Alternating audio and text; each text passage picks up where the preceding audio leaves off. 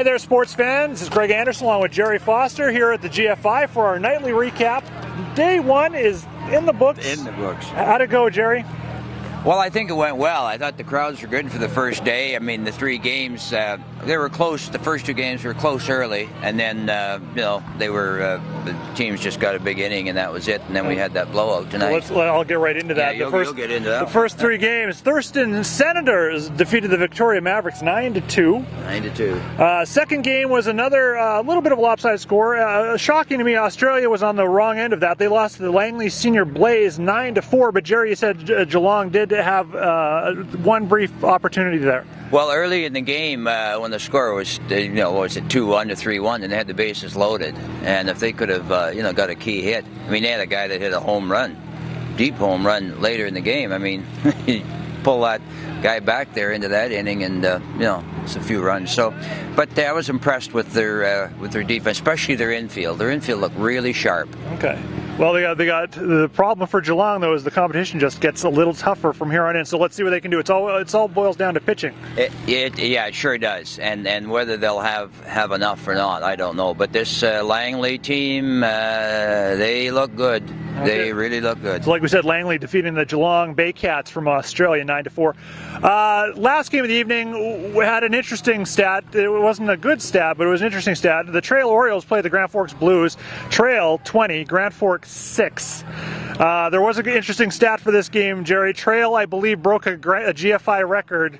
Grand Forks broke a GFI record. They walked in 5 consecutive runs.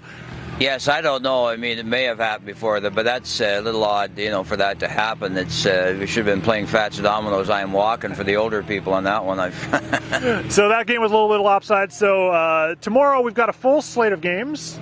Starting at 8 o'clock, Jerry? Why don't you run through those for us? Yeah, the breakfast special, Grand Forks has got to be back on the field, and that's tough. But at least they'll get home and get a little rest against the San Diego Stars. And San Diego was here earlier in the day, and then Team Canada will play their first game, and they'll be playing Trail, who of course played tonight against Grand Forks. And then Victoria will play their second game, and they lost, we mentioned earlier, to Thurston County. They'll be playing the Kamloops Sun Devils. And what time is that game? And that's the 2 o'clock game. Then the 5 o'clock game, we'll see the Lewiston Truckers against Thurston County.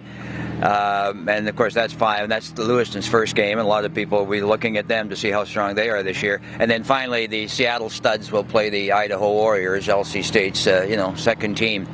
And Seattle, as usual, they'll be tough. They've had to reload and rebuild their roster because they did lose some players, actually, who signed pro contracts 2 or 3 weeks ago. Okay, so that always happens at this tournament. The rosters do fluctuate early, as soon as they get to the tournament. So that's it for tonight. Me and Jerry are going to be here every night throughout the tournament, right here on whatsupgf.com. Of course, you can also catch live box scores at grandforksbaseball.com. Yes. And they've got the live feeds from the cameras. They're all there. So head to GFBaseball.com.